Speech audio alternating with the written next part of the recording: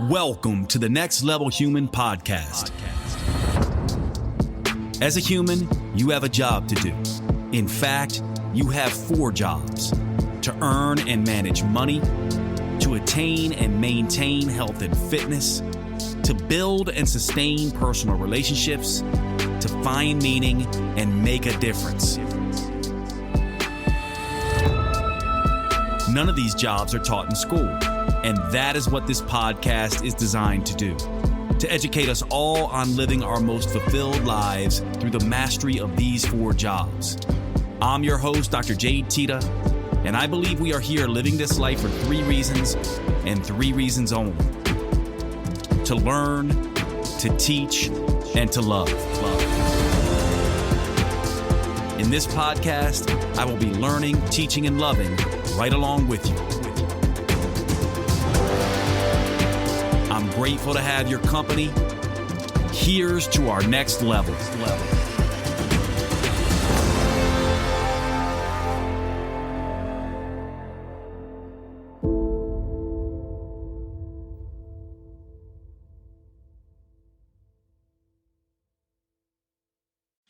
Welcome to the show, everybody. A very exciting episode today. I actually have Emma O'Kelly with me, and I have her new book here, and I'm just going to show it to you. This is called Sauna, The Power of Deep Heat. And I want to set this up before we get into this discussion. And as I introduce Emma, I have been a fan of sauna, more probably specifically contrast hydrotherapy, when I was first introduced to it back in the late 1990s. And probably ever since, probably 2006, 2007, I've had access to a sauna and contrast hydrotherapy, and absolutely just love what this has done for my health, for my patients' health. It's something you all who listen to this podcast have heard an awful lot about. And this resource that you've done, Emma, is absolutely amazing. It goes through all the health benefits of both hot and cold. It has beautiful photography on some of the most beautiful saunas that I've seen, and it goes through a lot of the history and all the different uses, actually. I was surprised to see so many different uses of heat and how people use this, from sweat lodges to saunas to, infrared therapy to traditional, Finnish saunas to sort of everything in between. And so I really feel incredibly lucky to talk to you, because I considered myself really well-versed in this subject. And then I got your book and I was like, maybe not. And this is an absolutely amazing piece of work you put together. So first of all, thank you so much for doing this for the world, because it's becoming incredibly popular. And I'm sure many, many people are going to want and use your book. But get us started in, as I was reading in here, it was funny because right away I'm like, oh my gosh, she didn't love sauna or didn't know much about it in the beginning, although you were a fan of cold water swimming. And so I'm wondering, tell me a little bit of how you got into this, and, because it's really interesting, your story along these lines. I would love to know how you got into this in the first place and how this project came together. Well, yeah, like you say, I wasn't into sauna because I'm British. I did not grow up with the sauna, and I didn't really know what a good sauna was. So I went to Finland for work because I work at Wallpaper magazine as a journalist. I'd go quite often to Scandinavia on assignment, and I was doing an art story on an island off Finland. And when we'd finished working, the people who were on this island said, let's go and get in the sauna and chill out. And I thought, what? So we got some beers and some snacks, and we all headed down to this beautiful little wooden cabin next to a lake.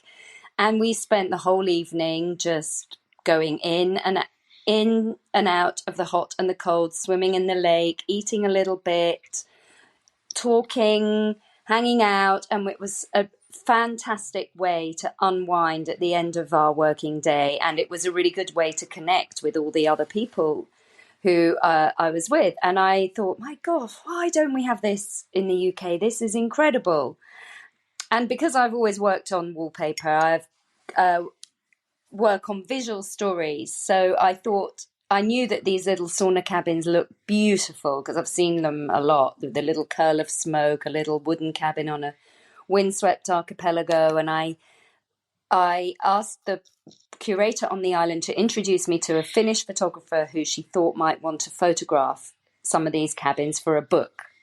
So myself and Maya, the photographer, who is based in Helsinki, met, and she photographed some saunas around the city on spec. And I wrote a proposal, and we faced rejection after rejection after rejection. So we kind of both got on with our other jobs and forgot about it and moved on. And then anyway, in 2019, Finnish sauna culture was added to UNESCO's list of cultural intangible heritage, which is a kind of esoteric charter that protects things like beekeeping in Slovenia or Spanish flamenco. And Finnish sauna culture had been added to UNESCO's list. And an editor I knew remembered we'd done this work, so we wrote a story.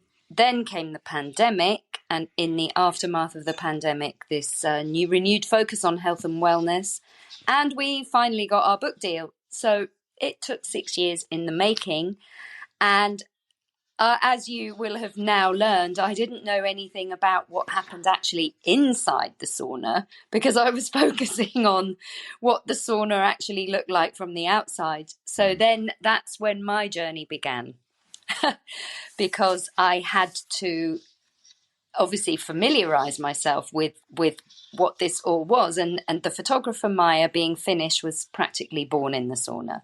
She's a total expert. She has a sauna in her house. She has a tent sauna that she takes on assignment with her when she goes around Finland in her van. And she pops her little tent sauna up next to a river or, in a forest somewhere. And so she was the knowledge in terms of what an actual good sauna is. And then I wrote about the journey of discovering what proper sauna is and how good it can make me, feel. And now I'm completely hooked. It's opened my eyes to a whole new world that I didn't know was there. Yeah, you know what you all are going to find when you read this book. This is what's really cool, Emma. It's like really nice to have like a true trained journalist, right? It's an interesting story because you have this journalist who knows how to tell stories, knows how to do the research, and then you have someone who's sort of a veteran taking pictures. And you really do get that sense of walking through this book, this sort of discovery process. I actually want to start, most people would want to start, and you probably guessed that I'd want to start, like, what are the health benefits? But you know where I really want to start, and I'm hoping you're up for this discussion, but there's something that you said it as you were describing your introduction to the sauna. There's something in my mind, I mean, the best word to describe it in my way of thinking is there's something very spiritual about this process when you begin to get exposed to heat and cold. It does something to you. It's like creates this liminal space, almost like between sleep and wakefulness, reminiscent of psychedelics in a sense. It's this thing that puts you in a place that is kind of indescribable. And I want to unpack this a little bit because I think when we talk about saunas, most people go, oh, well, what are the health benefits? And they get very Western in their sort of mindset regarding it. But I think the reason that I have stuck with sauna and fallen in love with sauna is because it does something for me that makes me feel connected to something outside of myself. And I'm wondering how you see this. Are you like, Jade, yes, I agree? Or how do you see this? Oh, I completely agree with you. I completely 100% agree with you. And, the Japanese have a word for that state of mind, of that state of being that you're describing, which is totonota. And because sauna is a huge trend in Japan, they've come up with this word, and it's like a kind of nirvana you can't even make a direct comparison, but it's the feeling you get when you've been doing your hot and cold. And you've been in there for a little bit of time. It doesn't come straight away, that feeling, but you pass into a different headspace. I think maybe something about the heat that's pushing your body a bit, and your brain just kind of melts a little bit, but in a good way. Yeah, you know what? You know what it reminds me of. If you ever study sort of the pineal gland and how the pineal gland sort of releases certain chemicals from melatonin and the posterior pituitary gland. Things like oxytocin, vasopressin, and then dopamine and Yeah. serotonin, and this whole cocktail of chemicals that is similar in some degree to psychedelics. It feels like that, and Yes. I don't know. The best way I can explain it is almost like a sauna orgasm in a sense. Yes. What's the Japanese word again? Tatanatu? Totonota. Totanatu. Totonota. If in the book, Yeah, you talk about it in the book. But I interviewed a Finnish doctor who is famous in Finland, and she's called the Finnish Love Doctor, because she talks about what you've just said, the oxytocin, the serotonin, and the dopamine that are all released when you're in the heat. The levels of cortisol diminish, and these other hormones kind of are augmented. And she says that is a moment to capitalize on. When you're aware of what that is what is happening, you should use all that feeling to reset, to regroup. So she's kind of saying you notice that feeling, and then you do something positive with that feeling. But it takes a while to get to that feeling, I think. That doesn't necessarily happen straight away. And also, if you're a new sauna bather, I couldn't take the heat in the beginning for very long. I had to keep getting out, and then I'd have to try and remember what people had been saying to me so I could write it down, and I couldn't remember what they'd said or find my pen or my notebook or my phone because my brain had been so scrambled. So to get to that place that you're talking about takes a little bit of practice, but it's once you get there, you're completely hooked on it, like you clearly are, and like I now am. Yeah, and let's talk a little bit. Sorry to interrupt you, but let's talk a little bit about that, getting into that state, because I will tell you, and I'm curious how you see this, that when I just built a sauna in my house, and so when I have guests over, to me, sauna is like one of the best ways to connect with people. But many times they will get a little bit stressed in that, and from my perspective, I always just tell them, look, don't overdo it. Stay in the heat until you're just slightly uncomfortable. And if you get any kind of anxiety, it's just time to get out, reset for a minute, and then you can kind of come back in. And same with the cold. What I found is you have different personalities. Some people are more averse to the cold and love the heat and can handle the heat fine, but don't want to go anywhere near the cold. And some people are very, love the cold, but are very averse to the heat. And it really does sort of challenge you in this way. It's sort of like balancing the Tao in us, in a sense, that yin yang sort of aspect. But I'm wondering, what you discovered, and you said that you sort of were not feeling great in the beginning. So what can you tell people how did you stick with it and end up falling in love with it? I'm curious how that first couple experiences went for you. We'll be back after a quick break. Okay, let's take a brief break. I want to tell you about a product that I was heavily involved in that is now available for you. And this is Metabolic Super Protein. Up until this point, people who bought my programs, Metabolic Renewal, Metabolic Aftershock, Metabolic Prime, they were the only individuals who can get Metabolic Super Protein, the protein that we designed when I was with Metabolic.com. Now, I'm no longer with Metabolic.com. However, this is the best protein, in my opinion, on the market. And so despite the fact that I'm no longer with Metabolic.com, I still think this is the best protein for you to use. It's the best tasting. It's a mix of collagen and whey protein. It is very easy on the gut. We did everything when I was at Metabolic to make this the best protein available on the market. And Metabolic Super Protein is now available for all of you. And I still have a special deal for you based on my involvement with Metabolic.com in the past. And so you can get a special deal on your first try of Metabolic Super Protein. This is the protein I use every day. I actually use it in my coffee, make a nice coffee protein latte. I've been doing that for the last several months, and I'm absolutely loving it. But I also add it to a lot of other things, including taking it whenever I am having cravings. I especially like to use it At the end of the day, when I've had my dinner and I'm needing a taste of something else and I just want to shut off those cravings and that hunger that are the thing that keeps me from getting results, because I can be a big eater at night if I'm not careful. Metabolic super protein is the protein that you want to use. If there was one thing that I could tell you to do diet-wise to help you lose fat, maintain muscle, and regain your health and optimize your metabolism, it would be increasing your protein intake. It is the best thing that you can do. Definitely try Metabolic Super Protein. You will not be disappointed, I promise you. To get Metabolic Super Protein, go to drjade.com/protein deal. drjade.com/protein deal. And you will get a deal on Metabolic Super Protein, and you can try it. I am convinced this is going to be your best and most favorite protein you have ever tried. drjade.com/protein deal. And let's get back to the show.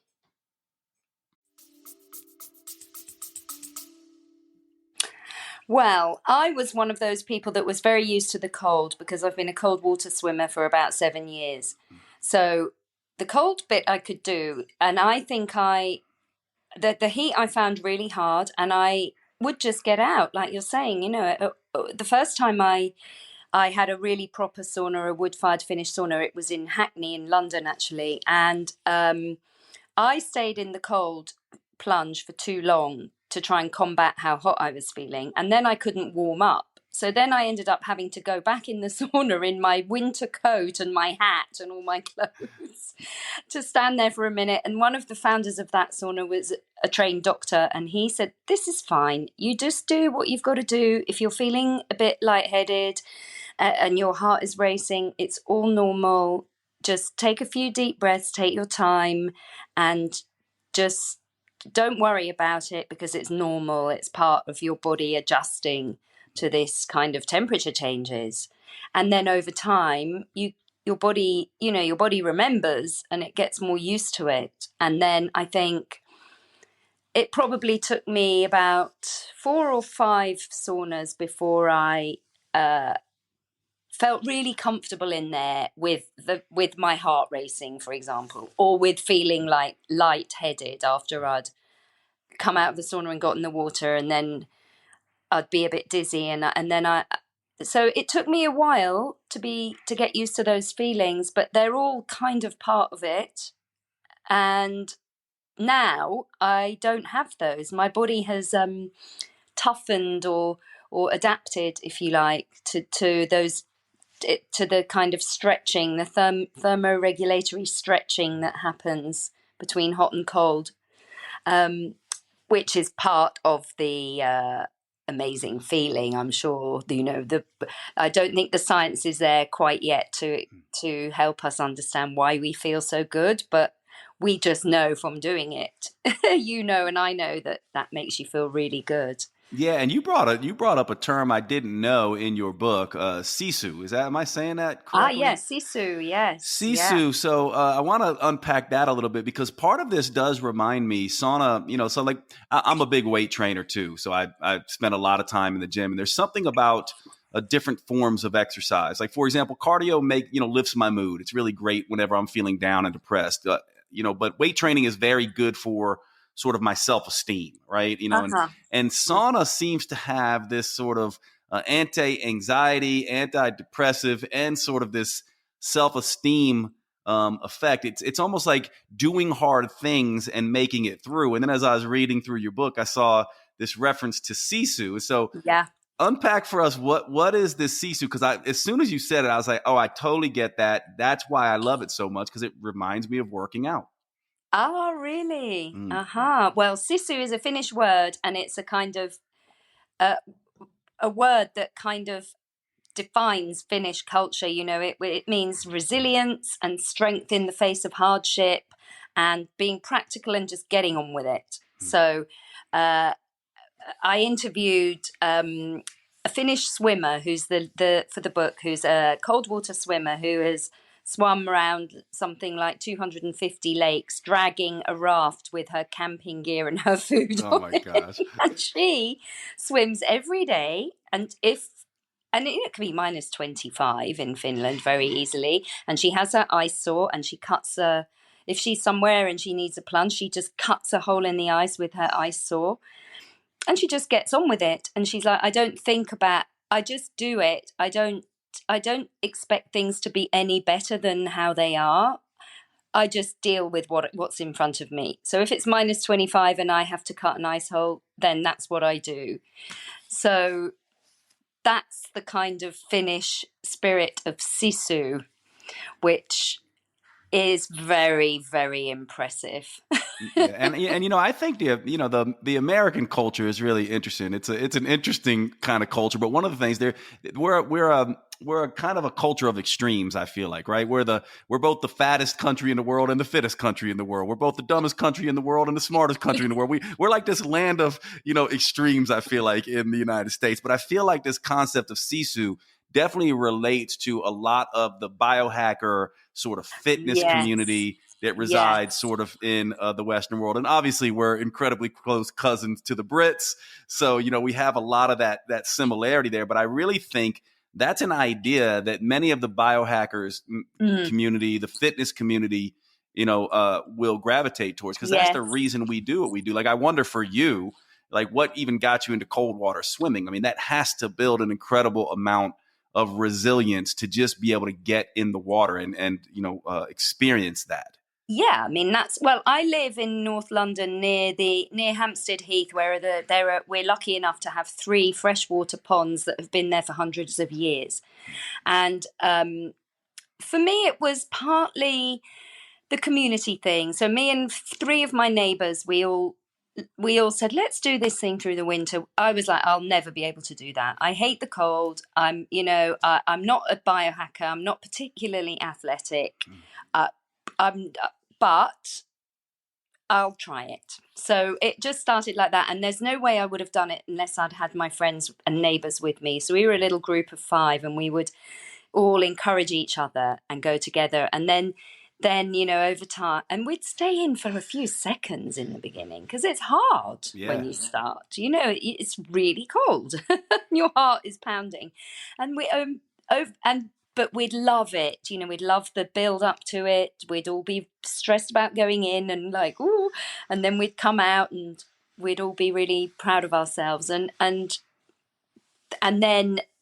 now actually, now we don't swim together because we're all really used to being swimmers. So I go on my own now. But in the beginning, it was definitely the camaraderie and the challenge. So yes, I guess there was Sisu involved for sure to do it. Even though I don't think of myself as a particularly having lots of Sisu, because I also quite like my creature comforts. But I guess to do that, maybe you do need to have a little bit somehow. Yeah, I feel like, one of the things I feel like, and I'm wondering how you see this, I feel like sauna and the sauna culture and, the fitness culture as well, and anything that we do that is difficult as humans, it crosses over into our real world, right? Sort of experience. So from my perspective, I almost see that we need more things like this that are hard to do, right? More things that are difficult so that we can take our time and relax and restore and recover, and it's that balance between the two that I think culture needs. Of course, fitness isn't always the way that people want to do this, but I feel like this sort of more passive, especially with heat, the sauna can be a little bit more passive than what we might be used to with extreme fitness, if you know what I mean. Yo, absolutely. Because I'm not one for extreme fitness, or going into gyms or particularly being a biohacker or doing Wim Hof. But I think it can be really gentle sauna. If you just go into a 50-degree sauna and you stay in for 10-15 minutes, it's not a huge it's not a huge challenge in a way, even though you may have some challenges about going in there in the first place. And also being maybe the self-consciousness of being semi-naked around others. There are all various kinds of challenges which require Sisu. That is also something where you need to dig deep if that's something you're not comfortable with. Yeah, well, us Americans are very uncomfortable with anything that involves being naked around other people, except for our So are lovers. we. You won't be surprised to hear that. So the Brits are too. Yeah, the Brits as well, right? Yeah, and I had to overcome that challenge because at certain points during the book, I had to. That was what was expected, and I had to go along with it. So I had to find some Sisu there as well. But yeah, I think you're right, though. I think as a gateway into doing something that's a bit healthy and quite good fun, possibly, and that can be quite good for you, it's an easy entry point. Yeah, and Much easier. to be honest with you, Emma, that's really why, like when. That's really why I want to talk more about saunas and have been doing so for a little while and will be doing it more. And that is because I really feel like, at least in the Western world, this is something we don't have many things that put us in this state, and to me, I look at it like we need to have more things that give us time to contemplate, time for recovery, time for relaxation other than TV. Of course, there's many people who walk. Walking is an excellent way to do it. Of course, that for many people, they don't want to walk, in the cold and things like that. But to me, sauna is the perfect thing for cultures like ours, where people are sort of like, they can have it in their house. It's incompatible with eating. You're not going to bring, some chips and a burger into, the sauna, and it allows you to connect with people. It doesn't usually, you don't want to be drinking and eating in there and things like that, and allows you to reconnect with self and or reconnect with others. And that's one of the things that I think is really important that we need to have in our cultures, especially cultures like the British culture and the American culture, where a lot of this stuff simply does not exist. So I'm always looking for tools that we can have in our homes, which is one of the reasons I built myself, a sauna. Exactly. I absolutely 100% agree. And also the other thing is, a sauna is a tech-free zone.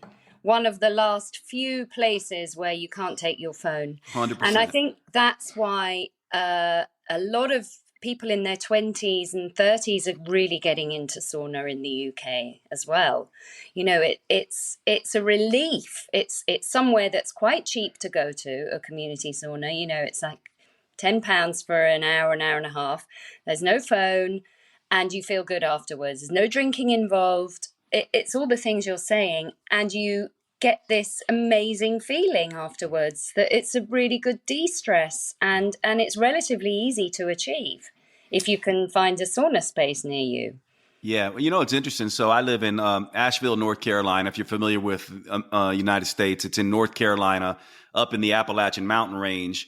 Actually, believe it or not, I heard this interesting fact. Maybe you can have thoughts on this as well. But I heard that mountain range, the Appalachian Mountain Range, is essentially the same mountain range that runs through Scotland. So it basically goes up through the United States and then goes under the Atlantic and then basically connects over in Scotland when we were all one sort of landmass there. Yeah, it's really interesting. But what's interesting about where I live is they have one of the few European style bathhouses here that started up probably 4 or so years ago. It has become incredibly popular. It used to be called Badabastu, which I think is Finnish or Norwegian for a sauna house. Yeah, but now they've changed the name just to the American Sauna House, and they're beginning to spread out. But it's really interesting that sauna culture started here in this tiny little town in the Appalachian Mountains of North Carolina. And it's really interesting because reading in your book, it seems like it's starting to become, much more. They're starting to become a really burgeoning British sauna culture as well, when typically this was not the case for the Brits and, the Americas. And now it seems like we're beginning to do that. So I'm curious what your thoughts are on that, and if you're seeing that as well. And when you did your work, did you at all come over here, or was it just mainly in Europe? It was mainly in Europe because of time and budget restraints, but we would have loved to have come to the States. But here in the UK, it's most of the saunas are the kind of horse box trailer type saunas on beaches, because the cold swimming is absolutely huge in the UK. You know, like so many people are cold swimming now. Right. It's become as normal as kind of doing yoga or something. And so the horse box saunas, they can pull up quite easily on beaches without too many planning restrictions, and that's where the main ones are. And there are about 60 around the UK on the beaches, according to the British Sauna Society, who keeps track of what's happening. And then there are a few forest saunas, not pop-ups, cabins in the forest, Finnish, Scandinavian style, which or near rivers. So it's the cities that are the places where finding good saunas is difficult. Right. Still. Right. Yeah. Yeah. And you know what I would like to do with you, because I'm going to do follow up. I already have, I have a whole course on sauna, and I'm going to do some follow up stuff on the science. So what I would really like to do with you, for someone, now that I have a journalist and someone who's been around and been in all the different saunas, what I'd really like to do is find out from you a little bit about sauna etiquette, a little bit about, like, for those people who are like me, who are kind of American sauna enthusiasts, but don't necessarily know kind of the history and some of the etiquette that you would want to be aware of in different countries. You mentioned one thing. It's like, I think in some countries, it's considered unsanitary to be wearing clothes in a sauna. In other areas, it's a lot of Americans pronounce it loily, but I believe it's called lolu, right? Lolu. Lolu. That's the water that you put on the stones. That's also, there's a lot to have to do with that. So I'm wondering if you could just walk us through a little bit about,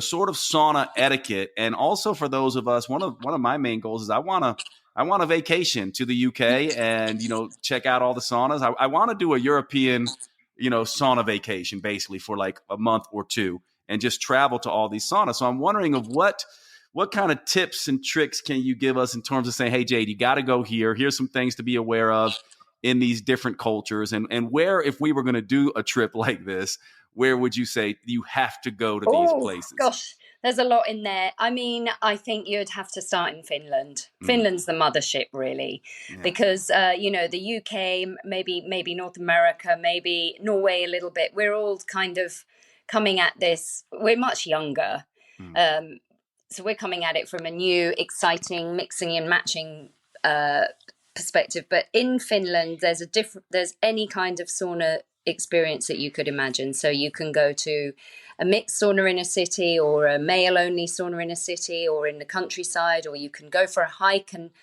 pitch up and use a sauna for free. Just light, there's a pile of woods and a tarp, and you just chuck the tarp over the frame and light the logs, and there you go. And as long as you leave it clean afterwards. I saw that in your book. That was fascinating. These sort of tent saunas, right? Is that what you're referring to? Well, yes. And also tent saunas. But the photographer found Maya, when she went up to Lapland, she came across like a really ancient, just wooden frame with a tarp and a pile of logs. And they were a particular type of, I guess some locals had decided to build these saunas just as a hobby, because sauna building is a big hobby in that part of the world. People so you do that. Just stumbled across this beautiful makeshift sauna. Yes, then, huh? So makeshift saunas or cabins. People kind of in Finland judge. They go all dewy-eyed at the mention of grandma's sauna in the summer cottage in the forest. That's how they measure. Yeah, and for the people who are watching this, not everyone will watch it, but look at this makeshift sauna from the book, right? That is just yes. So you just run across these, right? And I also was tripping out on the. This one is funny. Someone. I'm showing a picture of a plane that someone made into a sauna, and then here's the tent sauna. If you're watching this on. And that's Maya's sauna, Maya the photographer's sauna, that one that she takes with her on assignment everywhere she goes. So, if you want to go on a sauna holiday, there's everything you could possibly want to do in Finland. And you could start by heading to Tampere, which is the second city in Finland, and it is the sauna capital of the world. I think I was telling you before we came on live, my brother lived in Tampere for a while, and and so he's very familiar with the culture, but I'm going to have to look up Maya and get her to Oh, yeah. I'm Hook gonna have up to with look up Maya Maya and get and her like to take you get around. her She'd to love it. show me around. But Yeah. so Finland first, and what are some of the things that we should know about Finnish etiquette in Okay. sauna culture? Yes, because there is. And hygiene is very important in Finland. Well, and in most of those countries, you wash before you go in, you rinse off before you get in the sauna, and you sit on you can be naked or not naked. They're quite relaxed about that, but you do sit on a towel that a kind of long that covers your feet, that goes over the bench and down, so that you, when you sweat, you don't leave your sweat on the bench for someone else, which makes perfect sense, obviously. And then you rinse off and then you go back in, and often you can have salt scrubs or honey scrub. Honey scrub is an old traditional sauna treatment that people still use. And do they use essential oils at all? Because I know they do. Okay, yeah, They use essential oils, and in Finland, you always pour water on the rocks. A sauna is not a sauna unless you can pour lolu, which you on the rocks. So, but in Sweden, they don't pour lolu on the rocks, and they don't in Germany either, where nudity is compulsory. So things vary between cultures. And in Germany, is that co-ed as well? I think Americans would be freaked out by that. So that's co-ed, men and women in the same, and you're kind of required to be nude. And could you, like an American like me who's not used to that, is it like, do you have to be completely nude, or could you cover yourself with a towel, or how does that work? Is it considered? We'll be back after a quick break. Okay, jumping in real quick because I have something that I am crazy excited about that's been something in the works for a while now, and this is the Dr. Jade Chatbot. You might say, what is that? Well, you all know ChatGPT, you probably know Bard AI and all the AI models, these large language models that are trained on the entire internet that you can now go to and say, hey, write me a program, or hey, give me some advice on this, or hey, give me, some issues around getting over breakups or dealing with hard things in my life. Well, essentially, I have had a team over the last several months take all of my information, tens of thousands of data points from all of my programs going all the way back 20 years ago, to all of my books, to all of my blog posts and social media posts, to all of my podcast. All of this information has been plugged in to a large language model that is trained on my material, so that when you use the Dr. Jade chatbot, you can say, hey, Jade, what do I do for menopause? Hey, Jade, what do I do when I'm going through a breakup? Hey, Jade, can you write me a 12-week program complete with diet? And it's going to be trained on my material in the ways that I do things, as it pertains to fat loss, as it pertains to muscle gain, as it pertains to personal development, as it pertains to career and finance, as it pertains to personal relationships, right? All of these kinds of things, purpose and meaning, all the next level human material, all the Dr. Jade material, everything in the genres of mindset, muscle, and metabolism that you get on this podcast are in this chatbot. And you get to carry it around with you wherever you go. And one of the things I'm committed to doing with the next level human business is allowing you to pay what you want for these services. Some people can pay more because you have the resources. Some people don't, and they pay less. So you can pay as little as $2 per month for this chatbot. Of course, if you can pay more, please pay more, because then you're being the next level human who allows people to pay much less. But for as little as $2 per month, you get to essentially have me in your pocket as your personal health coach and metabolism assistant. If you're interested in getting the chatbot, all you have to do is go to drjade.com/chat, drjade.com/chat, and you can get the Dr. Jade Teta chatbot and begin working with me in your pocket every single day for as little as $2 a month. I hope you will check it out. Let me know how you do with it, and let's get back to the show.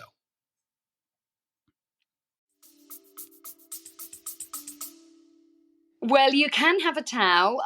That's me as well. I had to go to a German Aufguss competition in which there were 200 naked people in an event sauna for an Aufguss, which is like an international competition where sauna masters have to perform for 15 minutes and waft the steam. It sounds mad. Use towels to move steam around the sauna. And it's it's kind of like the Eurovision Song Contest, but maybe that's like a bit irrelevant for American audiences. But yeah, and we were told off. I was told I had to be naked and take the sarong down and use it to put it so my feet were on it, so I wasn't leaving any sweat on the benches. So that was another moment where I had to find my sisu. Yes, no kidding, no kidding. Yeah. And I also, my brother told me, because he spent a lot of time in Russia, that Russia, and Ukraine have a huge sauna culture as well. And one of the things he talked about that I saw in your book is using these leaves, so like these bundles of branches to kind of pull the steam down. I think a lot of us Americans think, we see that, we think, what are they going to do? Like hit us with, like these switches, but it's really to control the steam, right? Is that what they're using them for? They're using them to control the steam. And in the old days, they were typically birch because there are so many birch trees. But birch has got a saponin, which is like an oil in the leaves. So it would clean your skin and it smells nice. So very, very early on, they were used for cleaning the whisks, and everybody in every village had a whisk. And if you were so destitute that you couldn't afford a whisk, someone would give you your own whisk, and you always have your own whisk. You don't share whisks, which was another thing, another etiquette point, which I got wrong in Estonia and got shouted at. But so the whisking, it helps exfoliate and clean, and the smell of the birch is lovely, and then the sound the whisks make, they sound like snare drums. So going back to the meditative state that you're talking about, the whisks help induce that trance-like state, the feeling on your body and the sound of the whisks. They take you, it's very transportive. It enhances the feeling of going elsewhere, the whisks. And of course, it doesn't hurt at all. Yeah, it's interesting, Emma, talking about this, because when I got your book, right, I was expecting sort of, I don't know what I was really expecting, but I typically think in terms of like, this is going to be a scientific treatise on sauna. And that's why, to me, it was really kind of this spiritual journey into the sort of sauna world. Obviously you go into a lot of the science, which we, could talk about, but to me, it really is, this is a book that is sort of like brings you into this world that I feel like every human should experience. It's almost like our birthright, and, to be exposed to these temperature extremes. And I'm just so curious how historically, and how you brought this together with all these different, types of cultures, using hot and cold for many, many different reasons. And I guess where I want to go next is more just let you, kind of take us where you would like to take us in the time we have left. In that, what would you like people to know about, sauna, and what you've discovered in this work that you feel like is most potent or powerful for people to take away? Because you've obviously done a piece of work here that not everyone gets to be this in-depth exposed to this kind of culture. No, I feel so lucky for that. I mean, it was a total privilege doing this book. And I think some of the look, in the old days, the sauna in a village, in a typical Nordic village, it was a pharmacy. It was where women had babies. It was where the dead were laid out to be buried. They'd have bridal saunas and marriage saunas, and people would perform love spells. And obviously healers would go around from village to village healing people in the sauna. So it has always been an all-encompassing space. It's almost like the church or something. Yeah, like a church, or like I mean, in Estonia and Lithuania and Latvia, they were pagans, and the sauna was one of the last places that did not fall to Christianity. And they still have a lot of their traditions, like they really believe that when you pour the water on the rocks and it turns to steam, the steam is the gateway to your ancestors and to ancestral wisdom. And some of the things we're talking about, that you can go really, sauna can take you to a deep place. Oh, yes, if you want it to. So it can operate on many levels. It can be a quick 10-minute thing where you just feel better and you're glad you did it, or you can really go for hours like they do. You know, quite often in Finland and Estonia, it's a Saturday night and it's kind of 6 hours with all the family or friends, and you're in and out. And I think some of the old ideas, like you're not to take conflict into the sauna. You resolve your arguments outside. These all add to this whole. I mean, in terms of the narrative of the story, this was all brilliant for the story. But the feelings go along with that. I felt at the end of writing the book, I did a sweat lodge because I wanted to go deeper, and that is an incredibly transporting experience. That's like 2 hours kind of in a little tent around a fire, and you don't go out really, and the heat takes you to a certain place. It kind of, your brain melts so much that the old thoughts have to disappear and something else can come in its place. I mean, I'm not explaining that very well. Well, you know, and let me give the listener a little bit of my experience with this, and tell me if this is what you mean. One of the things happened when I started to get into meditation.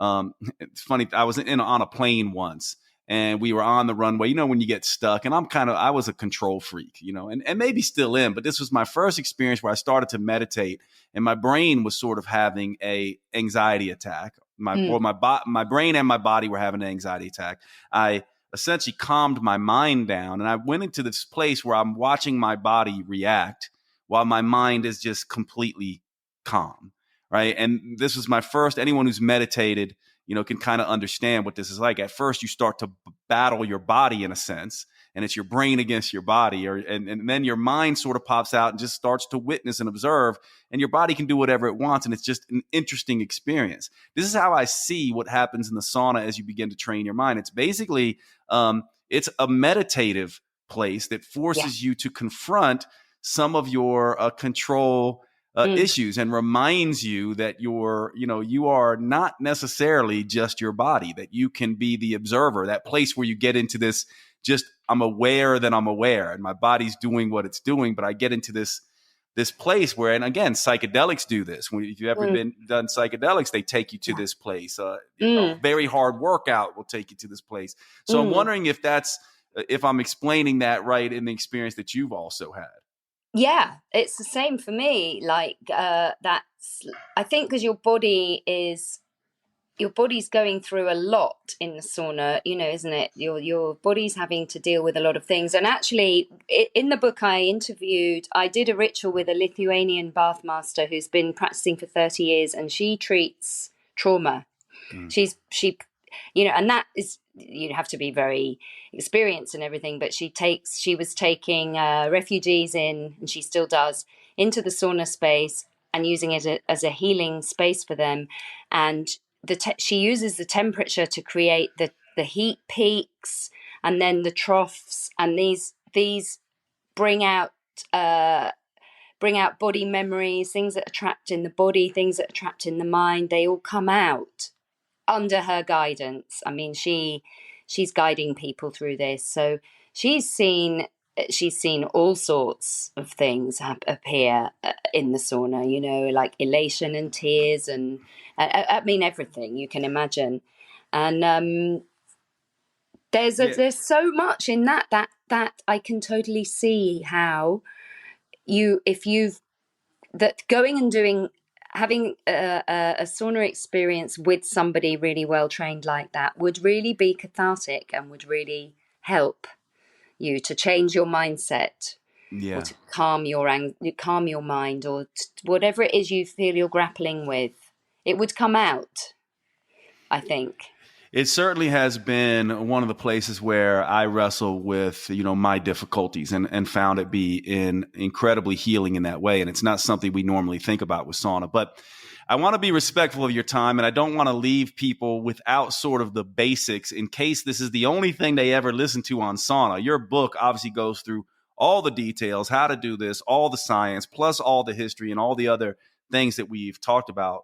But let's just go through the basics really quick, and I'll I'll just go through some of them, and then maybe you can add, and then we'll just kind of go back and forth for the next 10 minutes or so. And so if you're interested and you've never done sauna, one of the things that I would say you want to begin with that Emma and I already covered for you is you do want to start slow. And typically, people will go, cold plunge and or sauna. They'll either go hot, cold. I like to do both. And I usually like to do a 5-to-1 ratio. So if you're new to it, you stay 5 minutes in the hot and then you get 1 minute or less in cold.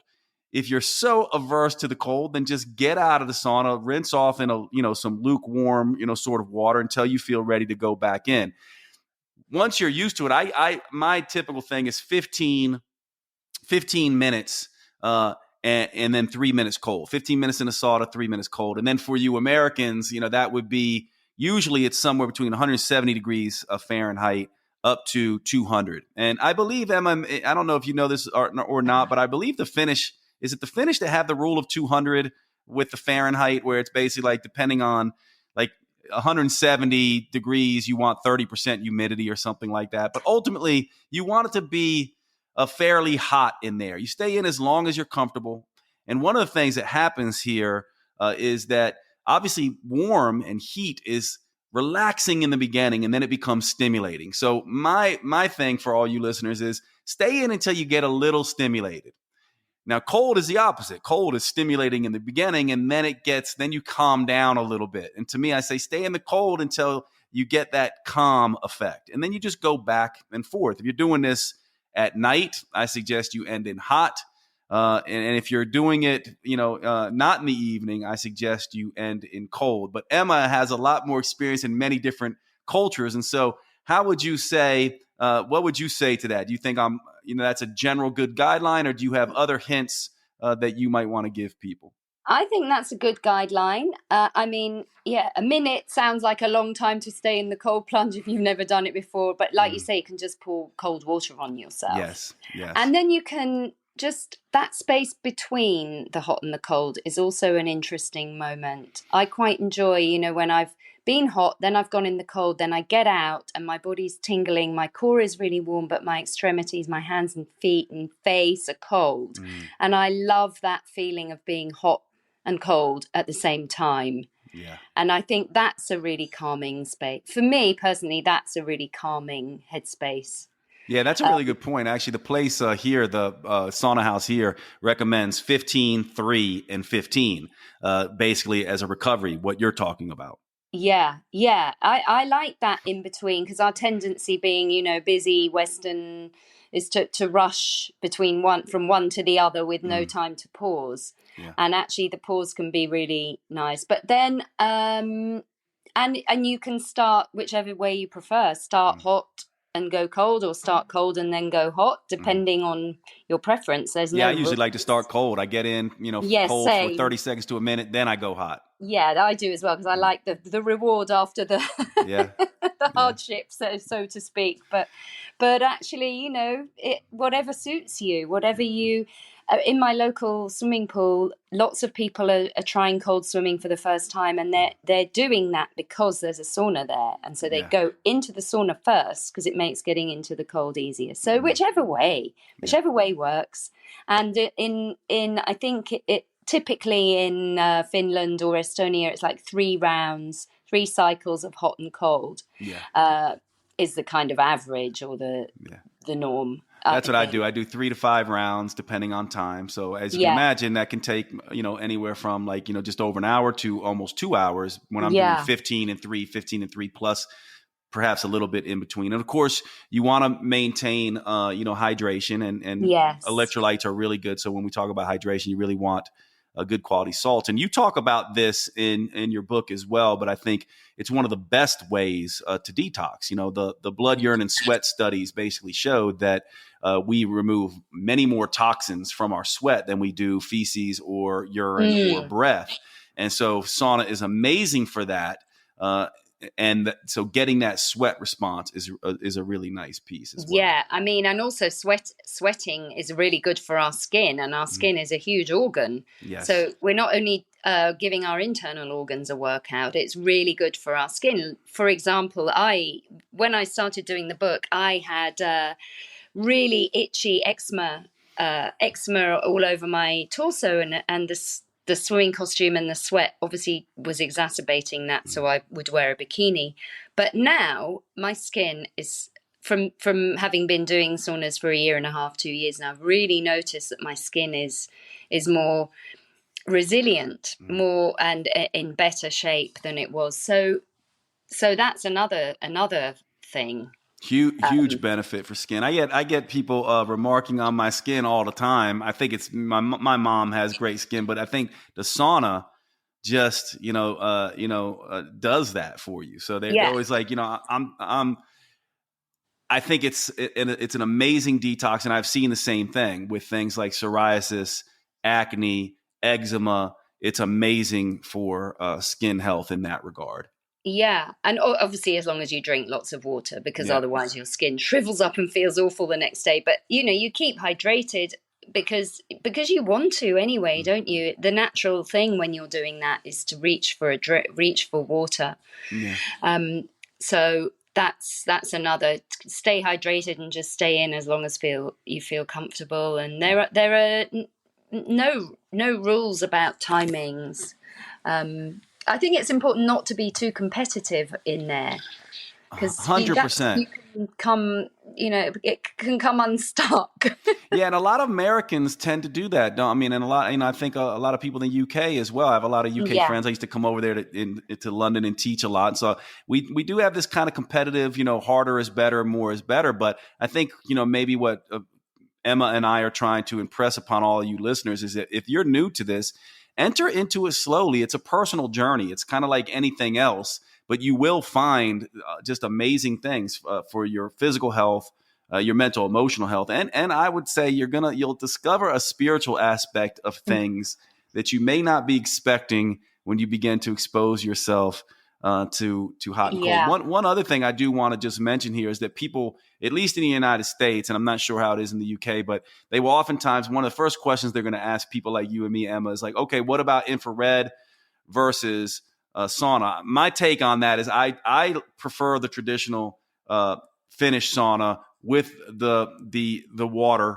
and the steam, because the thermal challenge is much different. However, there's plenty of research on way-on therapy or infrared therapy and some of the benefits there as well. You just don't get as much of the thermal challenge. And so those of you who are maybe really afraid of the hot, maybe an infrared does well for you, but you won't get as hot, and therefore you won't feel the contrast as much. So while I love that stuff, I'm more of a fan of the Finnish style. How about you? Yeah, I'm the same. I mean, I've been in infrared saunas before, and they're great. They're good too. But yes, it's a different kind of. It's a totally different experience. Yeah. And you feel very different, and I don't think that you would get the same feeling that we're talking about in the same way. But I don't know, because I haven't done enough infrared saunas to know that. But yeah. I get why people want them at home, and they're easy, and they're also a good entry point. You can start your heat journey any way you like, really, 100%, is what I think. And here in the United States, they're actually there's several companies that are starting to do, prefab Finnish-based saunas. But I know we're coming up on time, Emma. I think you have an appointment, that's coming up, so I'm gonna let you go. But for all of you, the book Sauna, The Power of Deep Heat. Thank you so much for this work, Emma. Is there any final things you want to leave us with? I really appreciate you taking the time to educate all of us. No, it's been great. I'm so glad to hear you're such a big fan. Yeah, I am, and I'm a fan of you now, and I'm a fan of your book as well. And I hope that, what's great about this book, it's a coffee table book, but it's also an education book, because it's just so beautiful to flip through. So, well, thank you so much for having me on the show. It's been really, really great. And I'm glad you agreed to it, and I'm glad we got to speak. And have a great night, and we'll see all of you at the next episode. Appreciate you. Yes, thanks very much. Okay, bye. Bye.